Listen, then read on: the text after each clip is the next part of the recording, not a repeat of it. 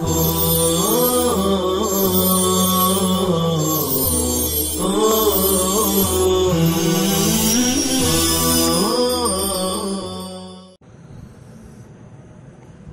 الله الرحمن الرحيم. ومثال ذلك ما أخرجه الإمام مسلم في صحيحه في المجلد الأول على صفحة 22 و200. الطهارة باب خصال الفطرة. قال حدثني أبو بكر ابن إسحاق أخبرنا ابن أبي مريم قال أخبرنا محمد بن جعفر قال أخبرني العلاء بن عبد الرحمن ابن يعقوب مولى الحرقة عن أبي هريرة رضي الله عنه قال قال رسول الله صلى الله عليه وسلم جز الشوارب وأرخ اللحى خالف المجوس. وهذا الحديث أخرجه أبو عوانة في مستخرجه على صحيح مسلم المجلد الأول على صفحة 88 و100. فاجتمع مع الإمام مسلم في شيخه. مستخرجات على الصحیحین عنوان لگا کر اس کی تشریح کر رہے ہیں. تو پہلے چوکھٹے میں متن کی عبارت ذکر کی اور اس کو سمجھایا، پھر مثال دے کر کے اس کی وضاحت پیش کر رہے ہیں. وہ مثال ذالک، اور مستخرج کی مثال وہ حدیث ہے جسے امام مسلم رحمۃ اللہ علیہ نے صحیح مسلم میں لکھا ہے. اخرج نکالا ہے، یعنی اس میں تحریر کیا ہے. جلد نمبر 1 صفحہ 222 پر طہارت کے بیان میں خصال الفطرہ، فطرت کی خصلتیں، اس کے بیان میں کہ مونچھیں کترواؤ، داڑھی بڑھاؤ، ناخن کاٹو، منہ زیر ناف صاف کرو، بغل کے بال صاف کرو، براجم یہ جو ہڈیاں ہیں ان کو صاف کرو، اس پہ میل کچیل جمع ہو جاتے ہیں. تو اس طریقے سے خصال الفطرہ ان کو کہا گیا ہے. تو اس بیان میں حدیث آئی ہے. قال کہتے ہیں کہ حدثنی ابو بکر، امام مسلم رحمۃ اللہ علیہ نے فرمایا ہے کہ مجھ سے بیان کیا ابو بکر ابن اسحاق محدث نے. اور ابو بکر محدث کہتے ہیں اخبرنا، ہم کو خبر دی. حدثنی، اخبرنا، اخبرنی، ان سب میں تھوڑا تھوڑا فرق ہے. اس کا بیان مستقل یہ رکھیں گے. ترجمے میں تو اخبرنی حدثنا ایسے ہو گیا، لیکن محدثین کی اصطلاح میں اس کا تھوڑا تھوڑا فرق ہے، جس کے لیے باقاعدہ باب باندھیں گے. ابھی ہم کو عمومی طور پہ یہی سمجھنا ہے کہ انہوں نے ہم سے حدیث بیان کیا، ہم نے ان کے پاس پڑھا. ابو بکر محدث فرماتے ہیں ہم کو خبر دیا ابن ابی مریم محدث نے. قال یہ کہتے ہیں کہ ہم کو بتلایا محمد ابن جعفر نے. قال محمد ابن جعفر کہتے ہیں کہ ہم کو خبر دی علاء ابن عبد الرحمن ابن یعقوب مولا الحرقہ نے. ان کے غلام ہیں لیکن محدث ہیں. اپنے والد سے عبد الرحمن ابن یعقوب سے نقل کیا، اور یہ عبد الرحمن ابن یعقوب تابعی ہیں. عن ابیہ تابعی ہیں. وہ اپنے استاد صحابی رسول حضرت ابو ہریرہ عبد الرحمن بن صخر رضی اللہ عنہ سے. یہ ہو گئی سند. حضرت ابو ہریرہ کہتے ہیں قال رسول اللہ صلی اللہ علیہ وسلم، رسول اکرم صلی اللہ علیہ وسلم نے ارشاد فرمایا جز الشوارب، جزا یا جزو سے امر آئے گا جزا، جزا جزو. اگر نہیں یاد ہے صرف تو اس کو صحیح نہیں پڑھ سکتے کبھی بھی. جو حدیث صحیح نہ پڑھ سکے وہ حدیث کی تشریح کیا صحیح کرے گا؟ اس کے حدیث کے صحیح تشریح کا کوئی اعتبار نہیں، کیونکہ وہ ماضی سمجھے گا یا مضارع سمجھے گا، کیا سمجھے گا کچھ نہیں سمجھ میں آتا کہ کیا سمجھے گا. تو اس وجہ سے جزو، جزا یا جزو سے جزا، جزا جزو، جزی جزا، ززنا انصرنا کے وزن پر. تو جزو جمع کی ضرورت تھی، اگر عورتیں ہوتی اور ان کو کچھ کاٹنے کے لیے کہا جاتا تو حضور فرماتے اجززنا. تو وہ صیغہ سب صیغے کی اپنے کو ضرورت ہے حدیث شریف پڑھنے کے لیے صحیح صحیح اور قرآن شریف پڑھنے کے لیے صحیح صحیح. جز الشوارب، مونچھیں چھوٹی کرو، مونچھیں کترواؤ. وارخ اللحى، لحیۃ جمع لحا اور لحا دونوں ہیں. اور داڑھی چھوڑو، داڑھی بڑھاؤ. خالف یخالف سے امر خالف، قاتل، خالف المجوس، آتش پرستوں کی مخالفت کرو، آگ کی پوجا کرنے والوں کی مخالفت کرو.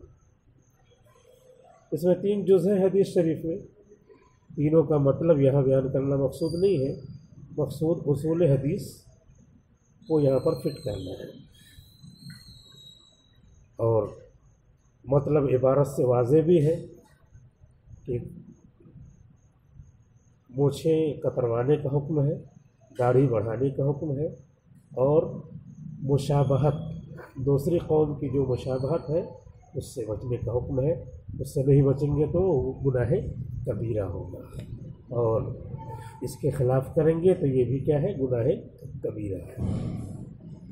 وَهَذَا الْحَدِيثُ أَخْرَجَهُ أَبُو عَوَانَةَ، اس حدیث کو نقل کیا ہے، نکالا ہے، لکھا ہے ابو عوانہ محدث نے اپنی مستخرج علی صحیح مسلم، اپنی کتاب مستخرج علی صحیح مسلم میں، جلد نمبر 1 صفحہ 188.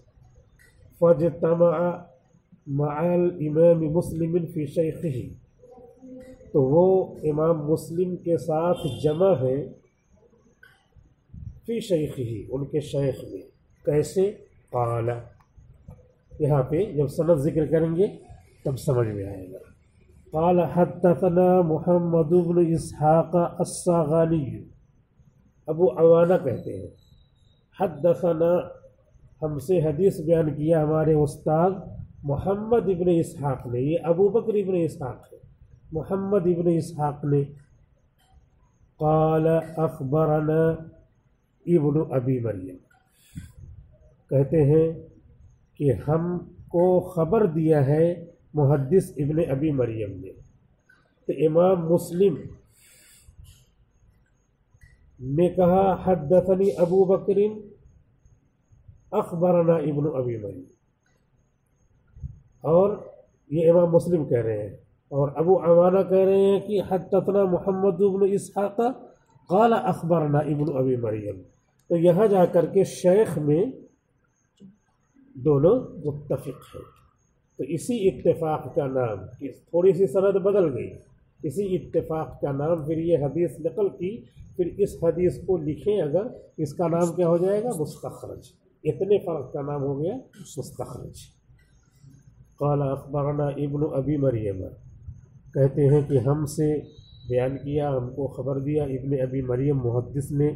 قال، ہر جگہ رحمۃ اللہ علیہ، بلکہ اس زمانے کے رحمۃ اللہ علیہ جو ہے، یعنی جن کو دعا دی جاتی ہے، اس سے کئی درجے وہ اس کے مستحق ہیں. لیکن کہا اس لیے نہیں جاتا کہ جس فن کی تقریر ہوتی ہے اس فن کو مقصود بنا کے پیش کیا جاتا ہے. اگر یہاں بار بار رحمۃ اللہ علیہ رضی اللہ عنہ کہتے رہیں تو پھر وہ مضمون چھوٹ جائے گا. اسی لیے کتابیں جب پڑھتے ہیں تو بعض لوگ ہر مرتبہ رحمۃ اللہ علیہ کہتے رہتے ہیں، تو مضمون جو آ رہا ہے وہ کھوٹا ہو جاتا ہے. रहमतुल्लाह अलैह, वहाँ पे नहीं कहा जाएगा बार बार, एक बार दो बार कह दिया बहुत है, बहुत मरतबा आ रहा सहाबी का नाम, तो हर मरतबा जो है रज़ियल्लाहु अन्हु अजमाइन रिज़वानुल्लाहि अलैहिम अजमाइन बार बार कहने से जो मज़मून आ रहा है, जिस मज़मून के लिए ये ज़रिया है, वो मज़मून खोटा हो जा रहा है। तो इसलिए वहाँ पर नहीं कहा जाएगा, बाद में कह दीजिए दुआ ही तो है, और दुआ एक मरतबा दे दिया, अपने दिल में अज़मत है, दुआ हरदम करते रहे। लेकिन जिस मज़मून के लिए उनको सहारा बनाया, उस मज़मून को खोटा कर दिया, नाक़िस कर दिया, समझ में नहीं आता। बाद मरतबा होता है ना, बाद लोग पढ़ते हैं इबारत और तक़रीर भी बाद मरतबा करते हैं, तो फिर वो उसी में रह जाते हैं, आदाब ही में रह जाते हैं और फ़राइज़ छूट जाते हैं। फ़र्ज़ है जो मज़मून पेश करना, इस मज़मून के लिए खड़े हुए हैं, फ़र्ज़ मज़हबी है, उस मज़मून को बयान करने के लिए जो मुक़द्दमात उसी में रह जाते हैं। तो इसी वजह से सनद में भी ये जवाब होगा कि सनद में क्यों इतने बड़े बड़े लोग हैं रहमतुल्लाह अलैह, कोई लिखते नहीं, वो लिखा जाता है, पढ़ा जाता है, यहाँ ख़ास मकसद है जो बयान करना है वही रह जाएगा। तो इसलिए उसकी तरफ जाना है तो रहमतुल्लाह अलैह छूट जा रहा है, छोड़ा नहीं जा रहा है बिलक़स्द, बल्कि क़स्द उधर का है। और यहाँ पे भी रहमतुल्लाह अलैह कहना चाहिए, मज़मून जहाँ पे ख़राब ना हो वहाँ पे आप कह दीजिए, और नहीं तो वैसे नाम लेकर के असल मज़मून की तरफ चले जाएँ। क़ाला अख़बरना मुहम्मद इब्न जाफ़र, कहते हैं कि हमसे बयान किया मोहम्मद इब्न जाफ़र ने, जो अखू इस्माईल इब्न, इस्माईल मजरूर है अखू का, तो ये इब्नी हो जाएगा, जो एराब इब्न से पहले वाले अलम पर आएगा वही इब्न पे आएगा, तो ये मुज़ाफ़िर बन रहा, तो इब्न भी क्या है, मजरूर हो जाएगा।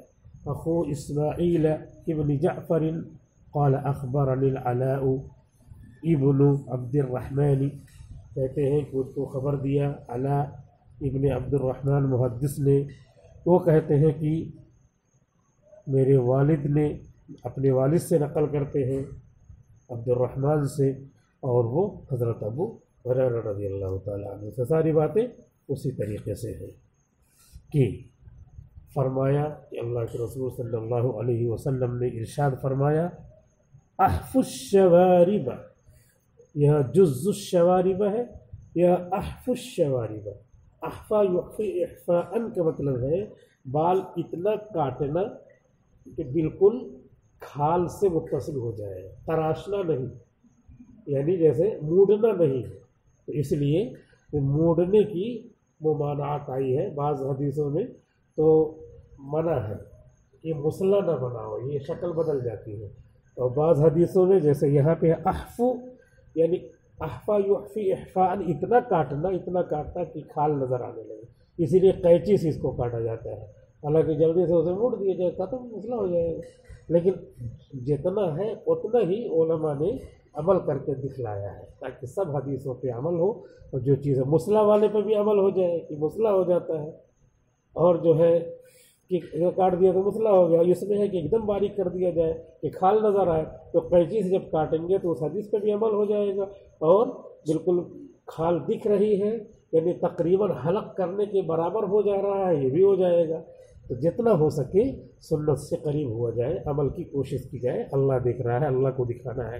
अहफ़ुश शवारिब, मोछे खूब कतरो, व अअफ़ुल लुहा, यहाँ अरखू है, अअफ़ु, अअफ़ा युफ़ी इअफ़ाअन, इफ़आल से, अअफ़ी अक्रिम, अअफ़िया अअफ़ु, अअफ़ुल लुहा, और दाढ़ी को छोड़ो, बड़ी होने दो, खालिफुल मजूसा, और आतिश परस्तों की मुखालफत करो। इसी हदीस को यहाँ दिखलाया है, सनद में हल्की सी जो तब्दीली, हल्का सा फ़र्क है, उसे बताना था मुस्तखरज को समझाने के लिए। अब इसके बाद आगे फ़ाइदा, फ़ाइदतुन, फ़ाइदतुन अगर पढ़ेंगे तो कहेंगे हाज़िही फ़ाइदतुन, उसको इबारत बनानी पड़ेगी मुब्तदा ख़बर की शक्ल में, और फ़ाइदा पढ़ा तो फिर ये मबनी रहेगा, क्योंकि आपने एकदम हिदायतुन्नहव में पढ़ा होगा कि अगर कोई लफ्ज़ है जो मोरब है और तरकीब से खाली है तो वो मबनी होता है, तो यहाँ पे उसका इस्तेमाल है, हर ऐसी जगह पे جہاں پہ ہم اس کو عبارت میں ترکیب میں نہیں استعمال کریں گے تو کیا ہو جائے گا؟ مبنی ہو جائے گا. ليس بالضرورة أن يكون لفظ الحديث الذي ورد به في المستخرج هو نفس لفظه في الصحيح أو في الكتاب المستخرج عليه كما يظهر من المثال السابق. ليس بالضرورة ضروری نہیں ہے کہ حدیث کا لفظ الذي ورد به جس کے ساتھ حدیث وارد ہوئی ہے مستخرج میں ہوا نفس لفظ ہی لیسا بالضرورت ان یکون کا فاعل ہو گیا، اسم ہو گیا لفظ، اور نفس ہی یکون کی خبر ہوگی تو وہ خبر منصوب ہوتی ہے. لفظ ہی فی صحیح، صحیح میں جو لفظ ہے بعینہ وہی ہو، یا فی الکتاب المستخرج علیہ، یا وہی لفظ ہو جو مستخرج علیہ کتاب میں ہے. کما یظہر من المثال السابق، جیسا کہ گزشتہ مثال میں نظر آ رہا ہے، مثال سے ظاہر ہو رہا ہے. کیا کہہ رہے ہیں؟ یہ کتاب ہم نے لی حدیث کی اور اس میں استخراج کا عمل کرنا ہے ہم کو. تو اب جو دوسری حدیث ہمارے پاس ہے اور اس حدیث میں ان کے شیخ سے مناسبت ہو جا رہی ہے، تو اس حدیث میں جو الفاظ ہیں اس حدیث میں ایک آدھ جگہ کوئی لفظ بدلا ہوا ہے، تب بھی یہ حدیث اس میں ذکر کر دیں گے اور یہ مستخرج کہلائے گی. نہیں سب ضرورت بالکل ضروری یہ نہیں ہے کہ بعینہ ہی وہی لفظ ہو جو کتاب لے کے آپ بیٹھے ہیں، وہی لفظ ہو اس میں جس کو آپ نقل کرنے جا رہے ہیں، جس کو بڑھانے جا رہے ہیں، جس حدیث کو اس میں بڑھانے جا رہے ہیں. یعنی مستخرج علیہ اور مستخرج دونوں کی حدیثوں کے الفاظ بعینہ ایک نہیں ہونا چاہیے، ایک ہونا ضروری نہیں ہے، ایک ہونا ضروری نہیں ہے. مستخرج علیہ اس لیے بڑھا دیا کہ ایک صحیح کتاب آپ لے کے بیٹھے ہیں، صحیح بخاری یا اور بھی صحیح مسلم، تو اس لیے کہا کہ صحیح ہی. پھر کہہ رہے کوئی اور کتاب دوسری آپ لے کر کے بیٹھے ہیں تو اس کا نام کیا ہوگا؟ مستخرج علیہ. جو کتاب لے کے آپ بیٹھے ہیں اور اسی میں حدیثوں کا اضافہ کر رہے ہیں تو اضافہ شدہ حدیثوں کا نام رہے گا مستخرج، اور یہ کتاب مستخرج علیہ.